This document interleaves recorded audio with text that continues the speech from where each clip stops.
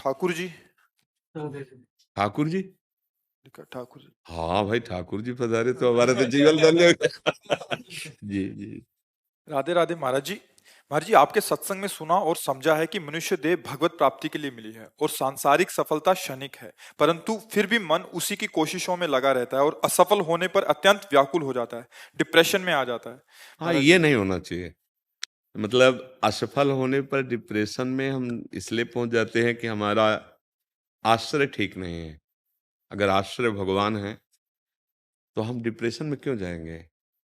आज हम कर्म कर रहे हैं, आज कर्म के अनुसार हमें जो फल मिलना चाहिए नहीं मिला है, तो कोई ना कोई कर्म हमारा है जो हमें दुख देना चाहता है। लेकिन मैं निराश नहीं होऊंगा, फिर कर्म करूंगा, फिर प्रयास करूंगा। अच्छा, प्रयासरत वाला विजय को प्राप्त होता है, ध्यान रखना। ऐसा कभी नहीं हुआ कि जिसने जीवन भर प्रयास किया और सफलता नहीं मिली। ऐसा कभी नहीं हुआ। 10 बार हो सकता है, 12 बार हो सकता है, लेकिन हम प्रयासरत रहेंगे ना, तो हमें धन ही चाहिए ना, लौकिक सफलता ही चाहिए ना, तो उसके लिए हमें दृढ़ प्रयासरत रहना पड़ेगा। और अगर भगवान का आश्रय नहीं है तो तुम प्रयास नहीं कर सकते हो, हार जाओगे, जैसा आप बोल रहे हो।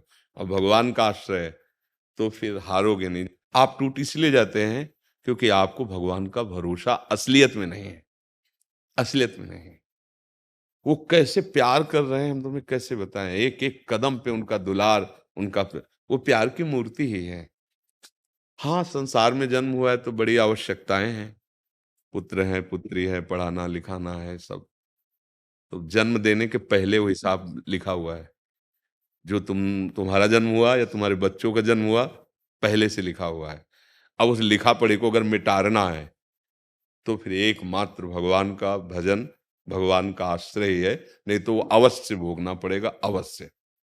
देखो, ध्यान से सुनना। एक सत्राजित नाम के यदुवंशी थे द्वारिका में, ये श्रीमद् भागवत की कथा है। तो उन्होंने सोचा कि धन प्राप्त किए बिना संसार में जीवन का क्या लाभ।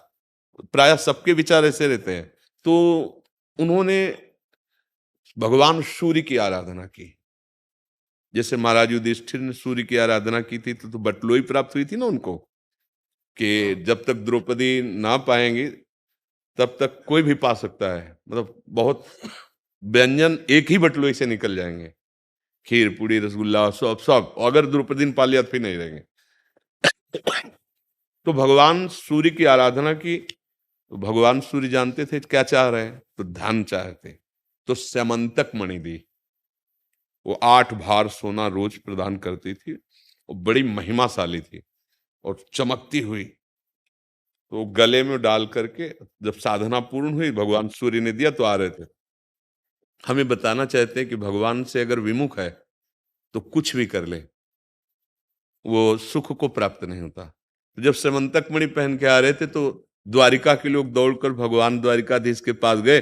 बोले, प्रभु ऐसा लग रहा है कि सूर्य भगवान आपके दर्शन करने आ रहे हैं, क्योंकि बहुत तेजोमय मणि थी समंतक मणि। भगवान ने कहा, सूर्य नहीं है, ये सत्राजित है, इसने आराधना की, भगवान सूर्य से समंतक मणि प्राप्त हुई, बुलाओ नजदीक। और कहा कि देखो, ये समंतक मणि बहुत तेजस्वी है, इससे जितना तो जो स्वर्ण निकलेगा वो आपको मिल जाया करेगा। आप उग्रसेन महाराज के समीप जमा कर दो, जिससे आप सुरक्षित रहोगे। नहीं, इसके जो विघ्न है उसे आप सह नहीं पाओगे। उनको लगा कि भगवान हमारी उन्नति सह नहीं पा रहे हैं, क्योंकि हम तेजस्वी और समंतक मणि प्राप्त, बिल्कुल भगवान की बात नहीं मानी। धन में प्रधान बुद्धि, सुख की चाह धन से। भगवान कह रहे तुम्हें इसका जो रोज धन है 8 बार स्वर्ण, वो मिल जाया करेगा, सुरक्षित रहेगी और तुम्हें कोई बाधा नहीं पहुंचे। वो भगवान की सलाह को असहनशीलता समझा कि भगवान मेरा खुशी, मेरी महिमा, ये जो मुझे प्राप्त हुआ सह नहीं पा रहे, इसलिए कह रहे उग्रसेन जी को दे दीजिए। अब वो मणि लेकर के घर में बड़े आनंद से रहने लगे। एक दिन उनके छोटे भाई ने, अब भाई है ना, प्रसेनजीत, उन्होंने मणि गले में पहनी। बहुत अच्छा लगा। सोचे शिकार खेलने के लिए, पहले राजा लोग जैसे जाते थे ना जंगली क्रूर पशुओं की हत्या करने, तो घोड़े पर चढ़ करके और गए, लौटे ही नहीं। अब वो सत्राजित जो प्राप्त किए थे ना, उन्होंने ये प्रचार प्रसार कर दिया कि श्री कृष्ण ने कहा था और हमने जमा नहीं किया, तो हमारे भाई को भी मरवा दिया और मणि छीन ली। अब ये बात धीरे धीरे पूरी द्वारिका में फैलने लगी। भगवान ने कहा हमें तो इस बात का पता ही नहीं है कि वो पहन करके बाहर गया है, ऐसा कुछ हुआ है। तो कुछ गणमान्य लोगों को लिए लिया और घोड़ों की टाप के अनुसार गए, तो आगे देखा घोड़ा मरा हुआ पड़ा था। फिर आगे देखा कि वो व्यक्ति भी मरा हुआ पड़ा था, उनका छोटा भाई जो प्रसेनजीत था। फिर देखा कि वहां सिंह के पंजे एक गुफा की तरफ जा रहे हैं, तो देखा कि गुफा में अंदर कुछ कोलाहल है। तो भगवान द्वारिकाधीश ने सबको रोका कि रुको, पहली बात तो देखो, घोड़े को सिंह ने मारा, फिर प्रसेनजीत को मारा, फिर सिंह ने ऐसी कोई समझा कि खाद्य वस्तु ये है, उस मणि को लेकर इधर आया, कोई इस गुफा में है जिसने उस सिंह को मार करके वो मणि अंदर ले गया। अब मैं अंदर जा रहा हूं केवल उसको ये प्रमाणित करने के लिए कि इसमें मेरा कोई दोष नहीं है। भगवान अंदर गए तो जाम्बवती जी उसी से मणि से खेल रही थी। बहुत युद्ध हुआ भगवान का और जाम्बवान। जब भगवान के घूंसों के प्रहार से जाम्बवान जी का शरीर, तब उन्होंने कहा कि अब मुझे पता चल गया कि मुझे इतनी पीड़ा केवल मेरे रघुनाथ जी के घूंसे से हो सकती है और किसी से नहीं हो सकती, क्योंकि बहुत बड़ी बल शक्ति वाले जाम्बवान जी। तो जाम्बवती जी को दिया और वो मणि भी दी। वो मणि लेकर के वापस आए और कहा देखो इसमें हमारा कोई दोष नहीं था, आप हमारे ऊपर। फिर भी भगवान की बात उनको समझ में नहीं आई, वो मणि अपने पास ही रखे। अब सतधन्वा नाम के एक व्यक्ति ने और कृतवर्मान, यार बहुत कीमती मणि है, मार डाला, सत्राजित को मार डाला। वो मणि लेकर के भागे। अब देखो उस मणि को सुख के लिए प्राप्त किया, धन के लिए, और भगवान की आज्ञा को उल्लंघन किया। अगर हम केवल धन लक्ष्य रखते हैं तो किसी की भी आराधना करके बिना भगवान का आश्रय भजन किए कोई भी धन हमें सुख प्रदान नहीं कर सकता है। भगवान का आश्रय है, नमक रोटी खाओगे, चैन से रहोगे, परिवार सुखी रहेगा।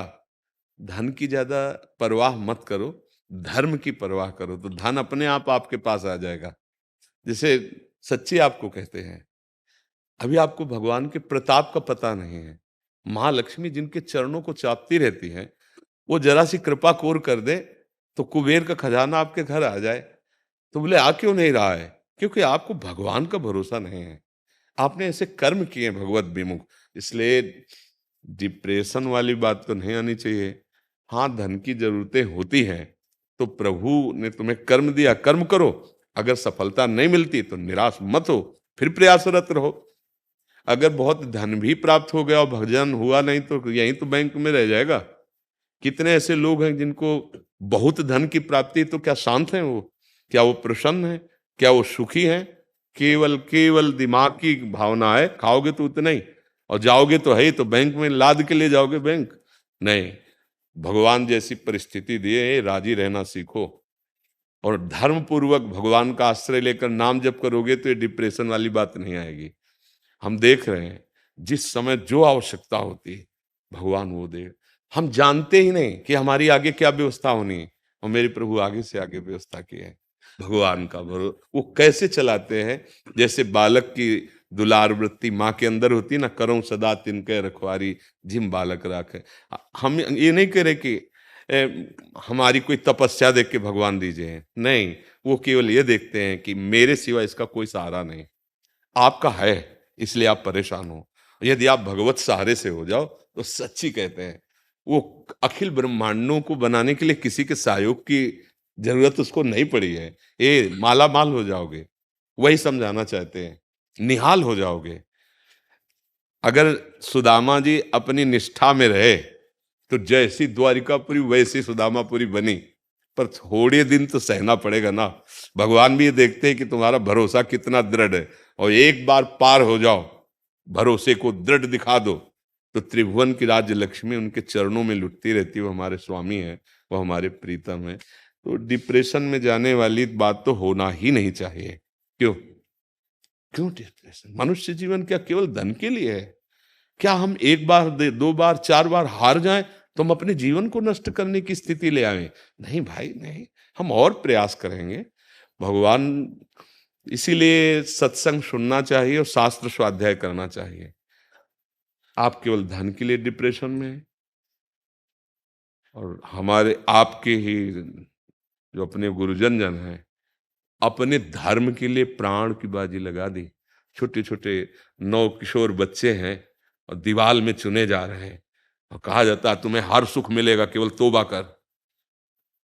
लेकिन उन साहब के कृपालु जनों ने तौबा स्वीकार नहीं किया, ऐसे ईंट पे ईंट रखे।